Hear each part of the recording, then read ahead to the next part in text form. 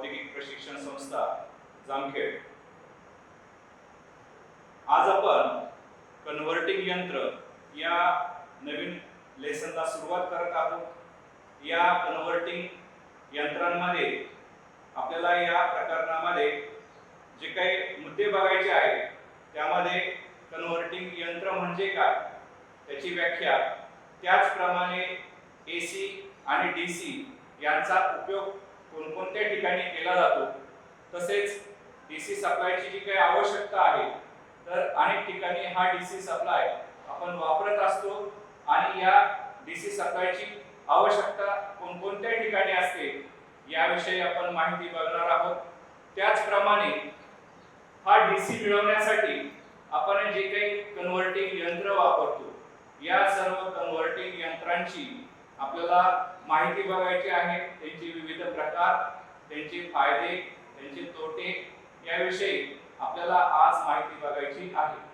तर प्रथमतः आत्ताच्या सध्याच्या काळात आपण विजेचे काही जनरेशन म्हणजेच निर्मिती, ट्रान्समिशन म्हणजे वहन आणि डिस्ट्रीब्युशन म्हणजेच वाटप हे एसी सप्लाय मध्ये करत असतो।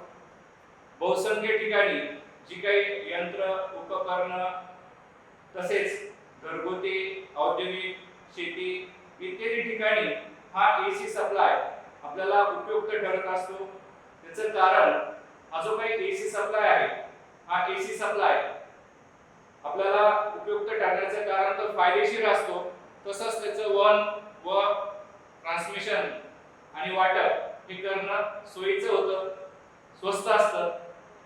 तरी सुद्धा बऱ्याच ठिकाणी आपल्याला डीसी सप्लाय हा वापरावा लागतो आणि या डीसी सप्लायसाठी आपल्याला ज्या ज्या ठिकाणी आवश्यकता असते त्या ठिकाणी या एसी सप्लायचं रूपांतर आपल्याला डीसी सप्लाय मध्ये करावं लागतं आणि हे डीसी मध्ये रूपांतर करण्यासाठी जे काही यंत्र वापरले जातात अशा या यंत्रांनाच आपण कन्व्हर्टिंग यंत्र किंवा त्यालाच आपण कन्व्हर्टिंग मशीन असं म्हणतो।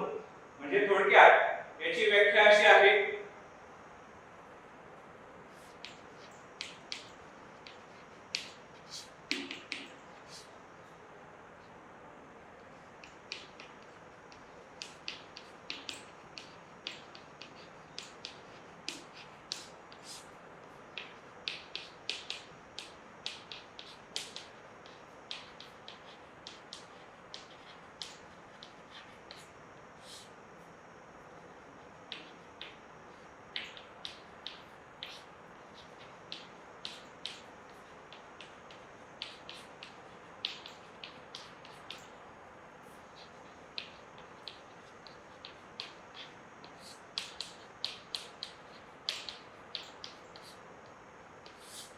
कन्व्हर्टिंग यंत्र म्हणजेच काय, तर थोडक्यात एसी सप्लायचे डीसी सप्लाय मध्ये रूपांतर करणारे जे काही यंत्र असतात या यंत्रांनाच आपण कन्व्हर्टिंग यंत्र असे म्हणतो। तर अशा पद्धतीने आपण या कन्व्हर्टिंग यंत्रांची व्याख्या पाहिली।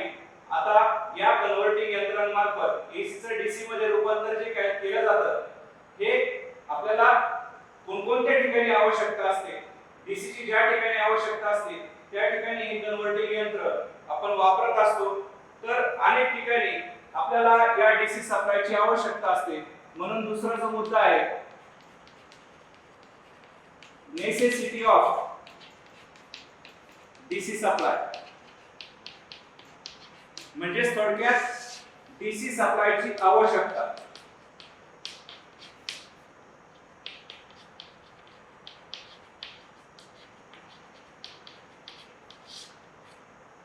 आपल्याला माहिती आहे अनेक ठिकाणी एसी बरोबरच म्हणजे जर एसी सप्लाय हा जर बऱ्याच ठिकाणी जरी वापरात येत असला तरी डीसी सुद्धा आपल्याला आवश्यक असतो। यामध्ये बॅटरी चार्जिंग असेल, इलेक्ट्रोप्लेटिंग असेल, इलेक्ट्रोलिसिस असेल, इलेक्ट्रो रिफायनिंग म्हणजेच धातू शुद्धीकरण, त्याचबरोबर आपल्याला अनेक प्रकारचे कंट्रोल सर्किट असतात, त्याचप्रमाणे टेलिफोन लाईन्स असतात, सिनेमा प्रोजेक्टर असतात, इलेक्ट्रॉनिक काही उपकरण असतात आणि आर्क वेल्डिंग सारखे जे काही साधन असतात त्यामध्ये वेल्डिंग जनरेटर आपण डीसी निर्माण करण्यासाठी वापरत असतो. अशा अनेक ठिकाणी या डीसी सप्लायची आपल्याला आवश्यकता असते आणि हा डीसी सप्लाय मिळवण्यासाठी मग आपण वेगवेगळ्या प्रकारचे कन्व्हर्टिंग यंत्र म्हणजेच या ठिकाणी कन्व्हर्टिंग मशीन हे वापरत असतो आणि त्या कन्व्हर्टिंग यंत्रांपासून एसी चं डीसी मध्ये हे रूपांतर करून घेत असतो. तर अशा पद्धतीने आपल्याला या ठिकाणी आता या कन्व्हर्टिंग यंत्रांचे जे काही विविध प्रकार आहेत त्याला आपण टाइप्स ऑफ कन्व्हर्टिंग मशीन असं म्हणूया. हे प्रकार आपल्याला अभ्यासायचे आहेत. तर आता आपण टाइप्स ऑफ कन्व्हर्टिंग मशीन या मुद्द्याकडे वळत आहोत.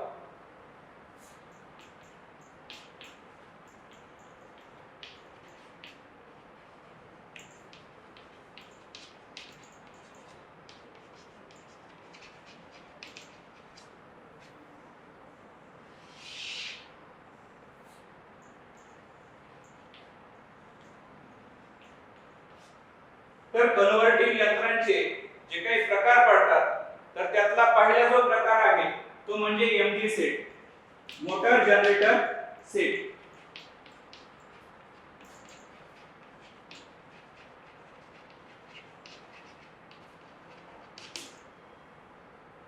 त्यानंतर दुसरा जो प्रकार आहे तो म्हणजे रोटरी कन्व्हर्टर.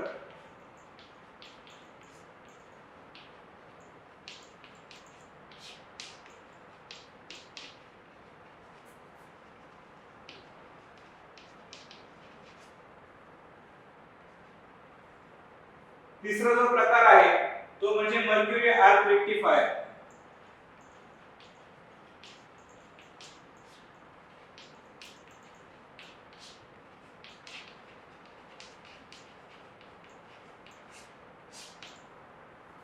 चौथा जो प्रकार आहे तर ते दोन्ही प्रकारचे मेटल रेक्टिफायर आहे. त्यामध्ये मेटल रेक्टिफायर मध्ये पहिला सिलिनियम रेक्टिफायर,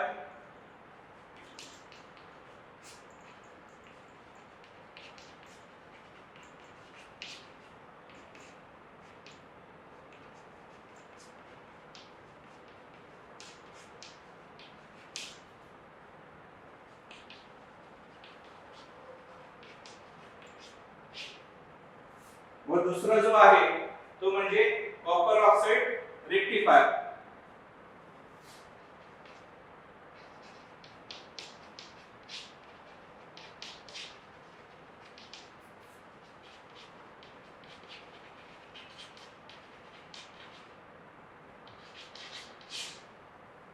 आणि पाचवा जो प्रकार आहे तो म्हणजे रेक्टिफायर म्हणजे डायोड.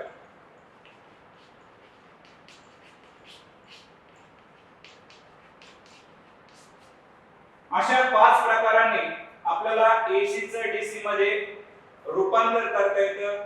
त्यालाच आपण कन्व्हर्टिंग करणे असं म्हणतो. यामध्ये एमटी सेटच्या सहाय्याने, रोटरी कन्व्हर्टरच्या सहाय्याने, मर्क्युरी आर्क रेक्टिफायरच्या सहाय्याने, त्याचप्रमाणे मेटल रेक्टिफायर मध्ये दोन रेक्टिफायर यामध्ये मोटर, एक सिलिनियम रेक्टिफायर आहे, दुसरा कॉपर ऑक्साइड रेक्टिफायर आहे आणि पाचवा जो प्रकार आहे तो म्हणजे डायोड. या डायोडच्या सहाय्याने सुद्धा आपल्याला एसी चं डीसी मध्ये रूपांतर करणं हे शक्य होत असतं. अशा पद्धतीने आपण या ठिकाणी कन्व्हर्टिंग यंत्र म्हणजे काय, त्यांची आवश्यकता काय आहे आणि त्यांचे प्रकार कोणते आहेत याविषयी माहिती पाहिली.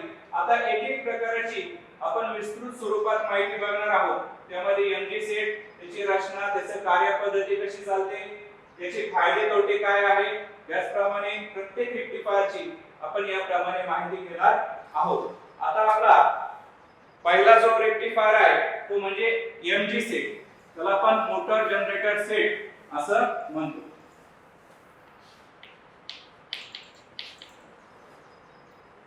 आता या एमजी सेटची आपण प्रथमतः आकृती काढू म्हणजे आपल्याला या एमजी सेट बद्दल माहिती घेणं अत्यंत सोपं जाईल.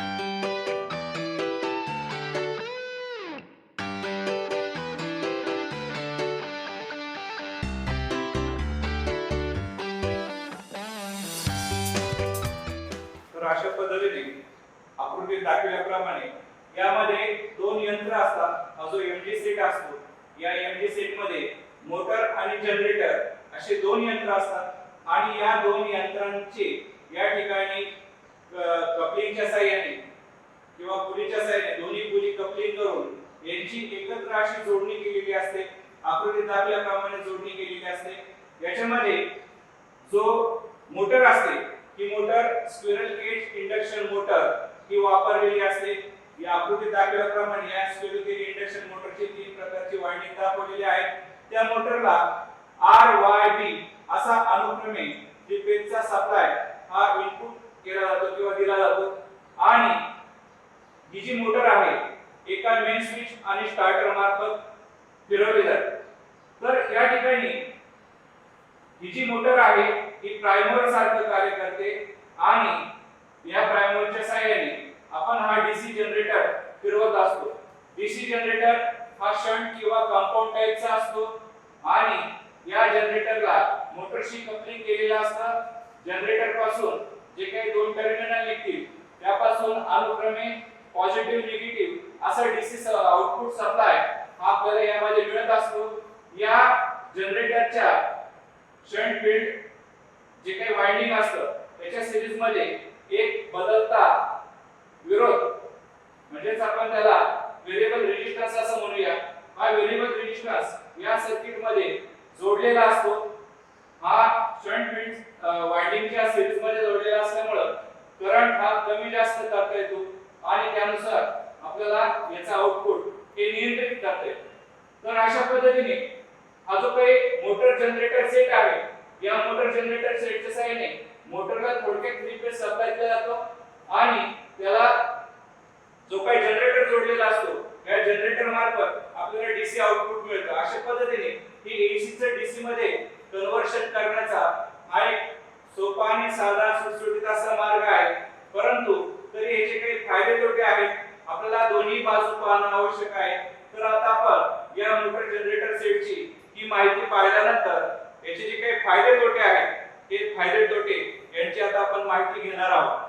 तर एमजी सेटचे फायदे आणि तोटे.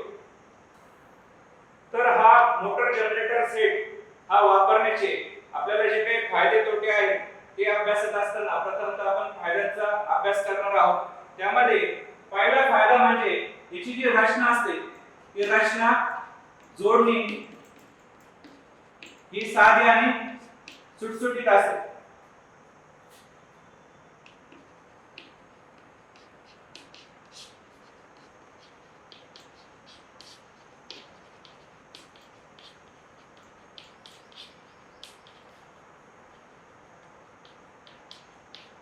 आताच आपण मोटर जनरेटर सेट अभ्यासला त्यामध्ये त्याची जी रचना पाहिली आपण आणि जोडणी अत्यंत साधी असते, सोपी असते. त्याचप्रमाणे त्याची दुरुस्ती आणि त्याची कार्यपद्धत ही अत्यंत सोपी असते.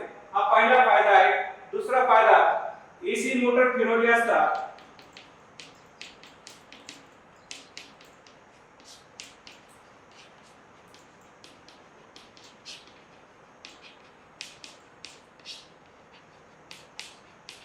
आपल्याला डीसी सप्लाय हा उपलब्ध होतो.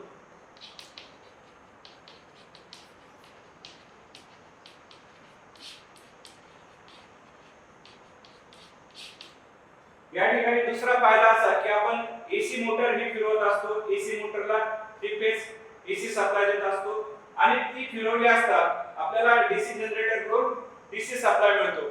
हा आपला फायदा आहे. तिसरा फायदा फील्ड रेग्युलेटरच्या सहाय्याने आपल्याला जे काही आउटपुट आहे त्याच्यावरती नियंत्रण मिळवता येतं.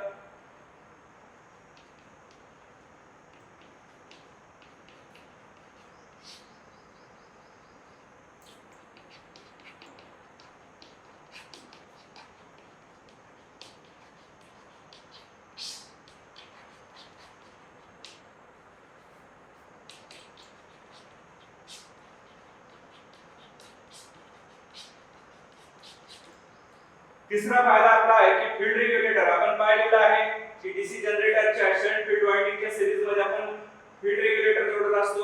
या फील्ड रेग्युलेटर मुळे आपल्याला डीसी सप्लाय वरती हे नियंत्रण मिळवता येतं. पाहिजे त्या पद्धतीने आपल्याला डीसी सप्लाय हा कमी करता येतो किंवा वाढवता येतो, असे फायदे आहेत. चौथा फायदा, आपण जर प्रायमर म्हणून सिंक्रोनस मोटर जर वापरली तर त्या सर्किटचा पॉवर फॅक्टर सुधारण्यास मदत होते.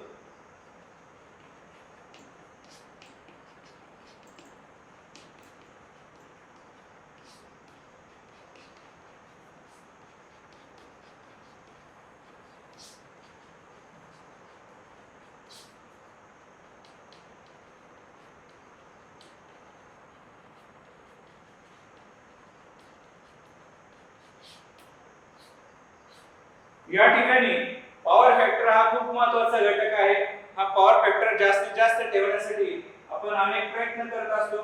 तर या एमडी सेट मध्ये जर आपण प्रायमर म्हणून स्क्वेअरल केज इंडक्शन मोटर न वापरता सिंक्रोनस मोटर वापरली असता या ठिकाणी पॉवर फॅक्टर इम्प्रूव्ह होणे म्हणजे सुधारणे, तर हा सुधारण्यासाठी त्याचे फायदा होतो किंवा मदत होते. पुढचा जो पाचवा फायदा आहे त्यामध्ये देखभाल आणि दुरुस्ती.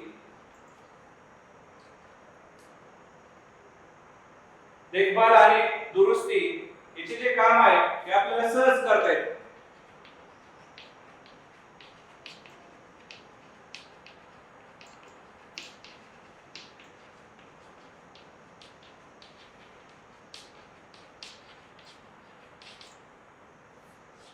मोटर जनरेटर मध्ये देखभाल आणि दुरुस्ती जी आहे ती आपल्याला करणं अत्यंत सोपं असतं.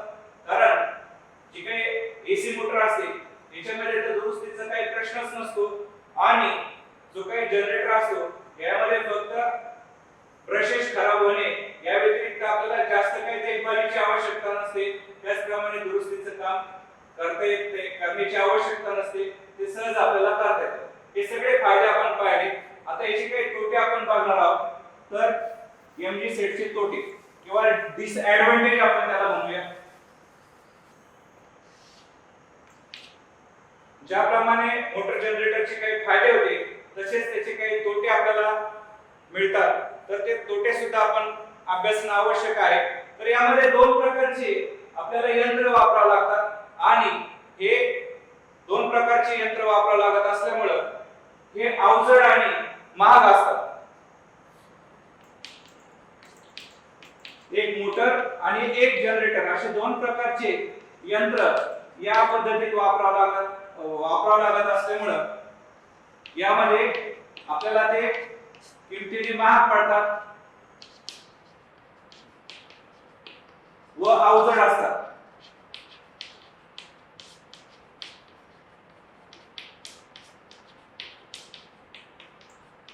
यामध्ये दोन यंत्र असल्यामुळे म्हणजे जनरेटर आणि मोटर निश्चितच त्याची किंमत जास्त होते, त्याच्यामुळे ते महाग पडतात आणि या ठिकाणी ते दोन्ही यंत्र वापरणे हे अवजड असतं.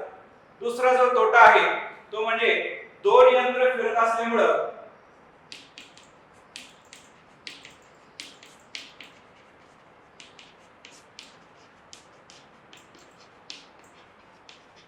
या दोन्हींची दुरुस्ती व देखभाल असं आपल्याला दुहेरी मेंटेनन्स करावं लागतं.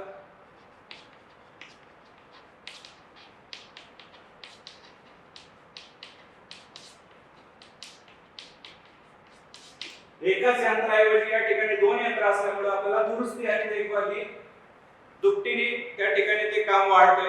तिसरं, दोन्ही यंत्रे फिरते असल्यामुळे एकूण जी कार्यक्षमता असते ती कमी होते.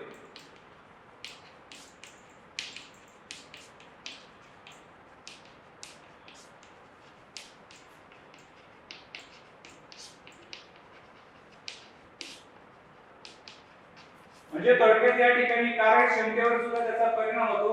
कार्यक्षमता दोन्ही यंत्र असल्यामुळे या ठिकाणी कमी होते. तर असा हा तिसरा तोटा आपण पाहिला. चौथा तोटा आहे या ठिकाणी दोन्ही फिरणारे यंत्र आहे त्याच्यामुळे त्याचा आवाज होतो.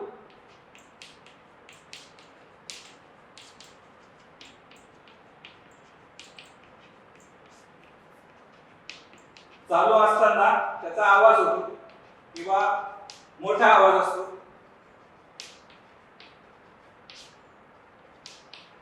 हा एक त्याचा तोटा आहे. आणि पाचवा जो तोटा आहे तर दोन्ही यंत्र हे ठेवण्यात जागा जास्त लागते. जागेचा जर विचार केला तर दोन यंत्र असल्यामुळे जागा ही इतर यंत्रांपेक्षा जास्त लागते.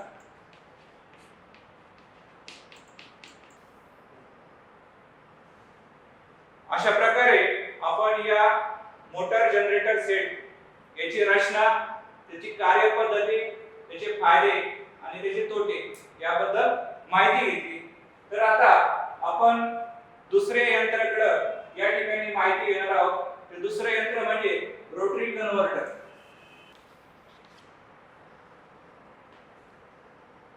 तर या रोटरी कन्व्हर्टरची आता आपण माहिती बघणार आहोत. यासाठी आपण आकृती काढू.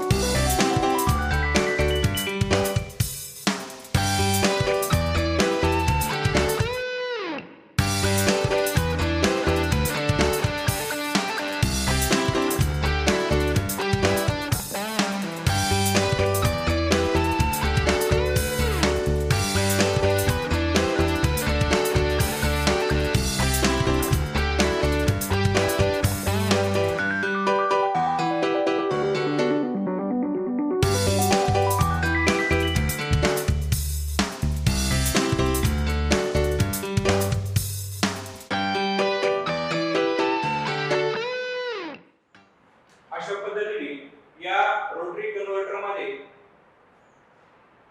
यामध्ये दोन यंत्रांचे एकत्रीकरण केलेलं असतं. आपण मगाशीच पाहिलं एमटी सेट मध्ये दोन जे वेगवेगळे यंत्र होते त्या दोन्ही यंत्रांचे या ठिकाणी एकत्रीकरण केलेलं असतं. त्यामध्ये थ्री फेज मोटर आणि जो काही डीसी जनरेटर आहे या दोघांचे एकत्रीकरण करून असं हे वैशिष्ट्यपूर्ण यंत्र बनवलेलं असतं. यालाच रोटरी कन्व्हर्टर असं म्हणतात. हा जो रोटरी कन्व्हर्टर आहे हे आपल्याला इतकं वैशिष्ट्यपूर्ण आहे की याच्या सहाय्याने आपल्याला तीन प्रकारे वेगवेगळ्या जे काही क्रिया आहेत किंवा ऑपरेशन्स आहेत ते आपल्याला करता येतील. त्यामध्ये जर आपण याला थ्री फेज सप्लाय दिला तर आपल्याला या ठिकाणी यांत्रिक शक्ती आणि डीसी आउटपुट मिळतं. त्यानंतर याला जर डीसी सप्लाय दिला तर हा डीसी मोटर प्रमाणे कार्य करू शकतो आणि आपल्याला एसी सप्लाय देऊ शकतो आणि त्याचप्रमाणे यांत्रिक शक्ती देऊ शकतो. आणि तिसरी बाजू म्हणजे याला जर आपण प्राइम मूव्हरच्या सहाय्याने फिरवलं तर हा या ठिकाणी एकाच वेळेस एसी आणि डीसी असे दोन्हीही सप्लाय आपल्याला देऊ शकतो. असं हे वैशिष्ट्यपूर्ण यंत्राची आपण आता रचना बघूया. म्हणजे आपल्याला याची रचना आणि कार्यपद्धती फायदे तोटे आपल्याला अभ्यासता येतील.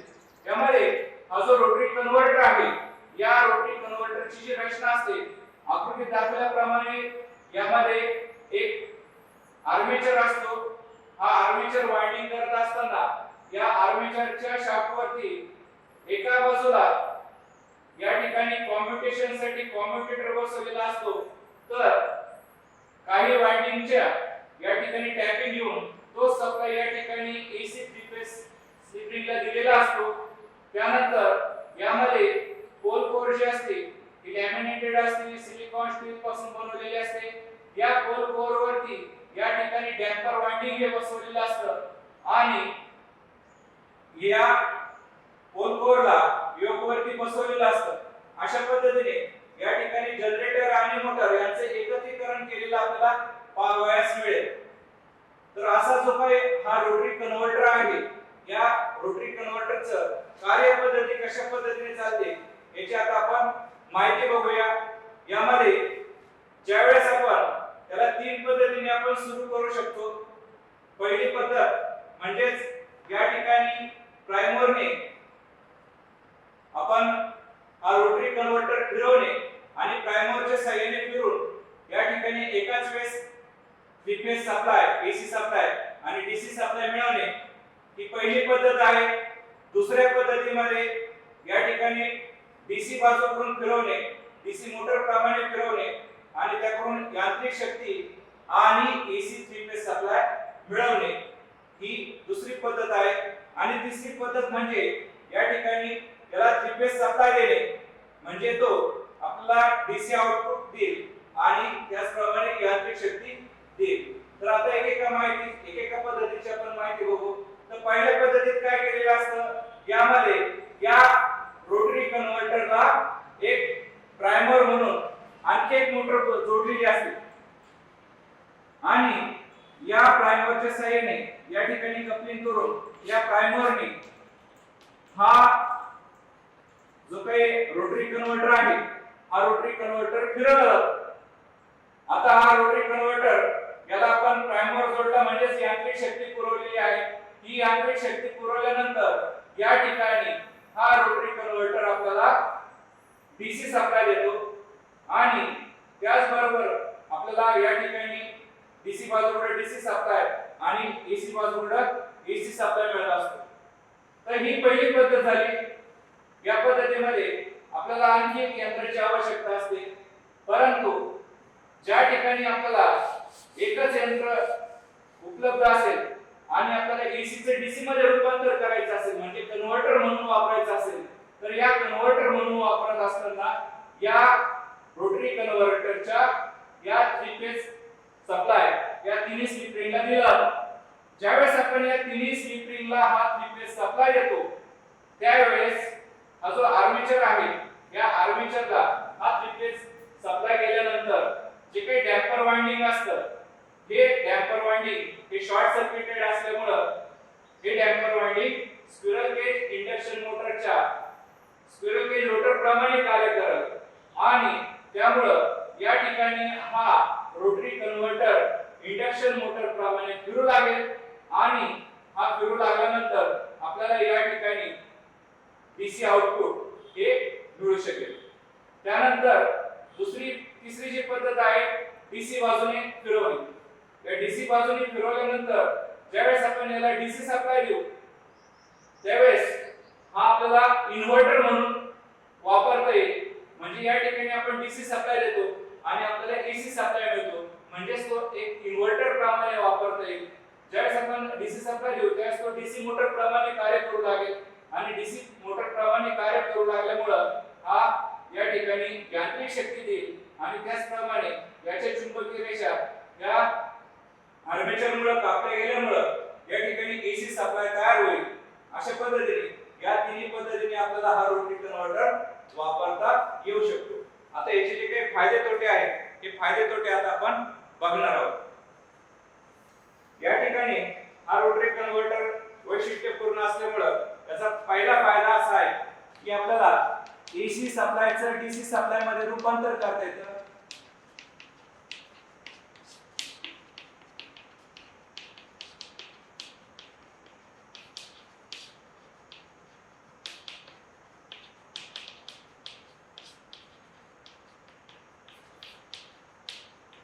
दुसरा फायदा असा आहे की आपल्याला डीसी चं सुद्धा एसी मध्ये रूपांतर करता येतं.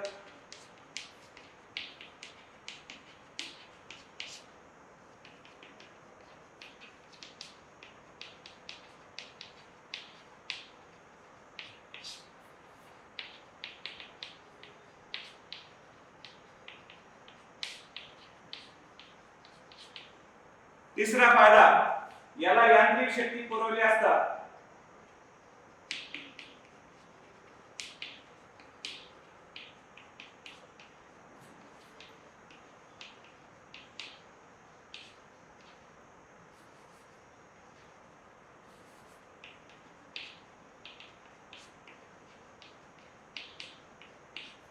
एकाच वेळेस आपल्याला एसी आणि डीसी असे दोन्हीही व्होल्टेज किंवा दोन्ही सप्लाय आपल्याला मिळतात.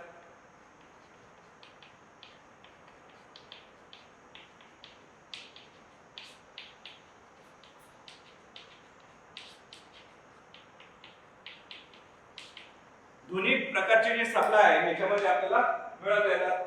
आणि पुढचा जो फायदा आहे तर एमजी सेट जो आहे त्याच्यापेक्षा वजनाने हलका.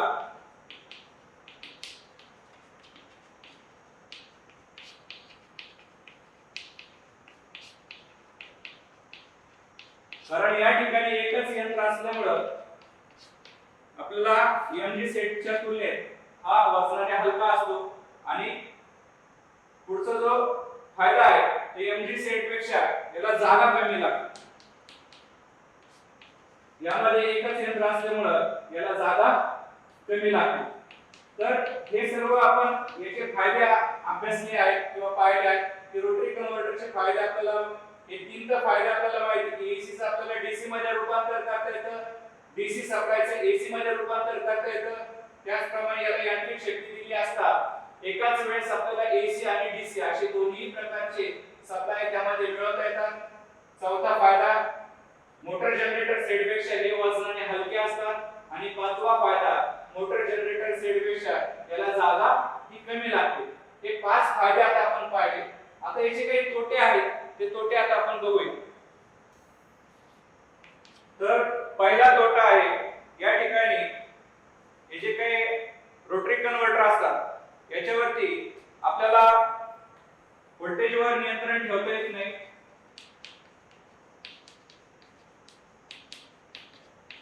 जसं एमजी सेट मध्ये आपल्याला व्होल्टेजवरती नियंत्रण ठेवता येत होतं तसे याच्यामध्ये व्होल्टेजवर नियंत्रण ठेवता येत नाही.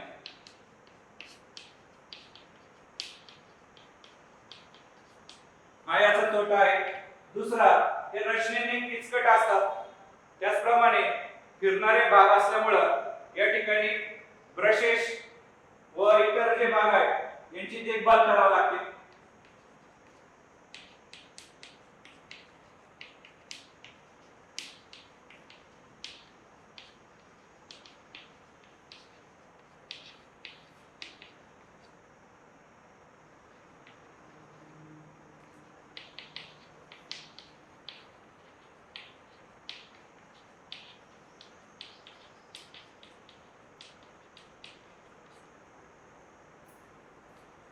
हा या ठिकाणी तोटा आहे.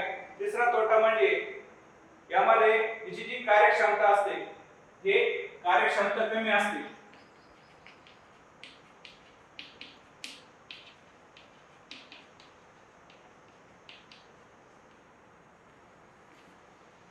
तर इफिशियन्सी जर आपण पाहिलं तर याची इफिशियन्सी कमी असते. आणि चौथा जो आपला तोटा आहे याच्यामध्ये फिरणारे भाग असल्यामुळे आवाज येतो.